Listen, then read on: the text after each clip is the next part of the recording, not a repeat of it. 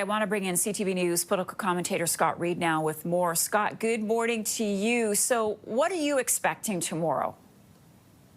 Well, just picking up on this story you just ran, whether it's big spending and big investments or efforts to cut back spending, I think the answer is yes. We're going to get both. And that's going to demonstrate both the strength and the vulnerability of this first Carney budget, because the Prime Minister is going to try to pull off sort of a historic transfer. He's going to say, I'm going to spend less on the day-to-day business of government. So we're going to cut back on all those grants and contributions that go to various things that we fund. We're going to cut back on the number of staff in the federal public service. We're going to cut back on contracts and other expenditures in the public service so that we can take that money and apply it to things that the Prime Minister deems to be critical to future growth, like massive infrastructure, energy projects.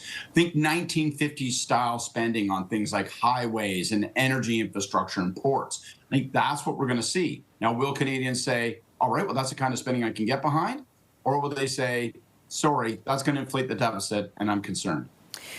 The other fascinating aspect to all of this, Scott, is whether or not this bill will pass. Are the Liberals seriously concerned that there will or will not be enough support for this budget and we could be looking at an election in the offing? Well, to be unconcerned is to be unprepared. So they're obviously concerned. It's a minority parliament. Every opposition party has rushed to the microphone to say they won't be supporting the government for one reason or another. That does make it challenging. And accidents happen.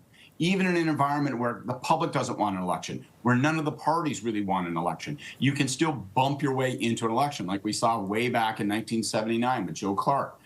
I don't think there's going to be an election. I don't think the budget will fail. I think at the end of the day, there are enough members of parliament from various opposition parties can abstain or go missing, be absent for the vote, that it will squeak by. But I don't think you're going to see necessarily one of the parties say, all right, we're full bore with the Prime Minister on this. I do think it's going to be a game of loose fish.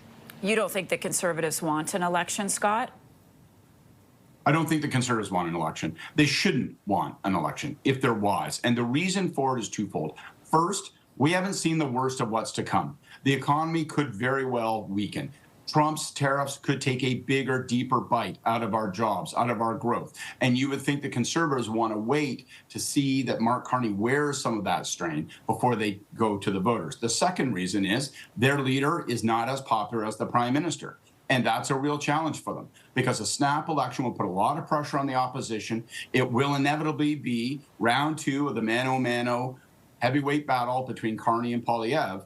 And you don't want to fight that with one arm tied behind your back. And in terms of public opinion, Poilievre has one arm tied behind his back right now. Scott Reid for us this morning. Scott is CTV's political commentator. We'll talk to you again tomorrow.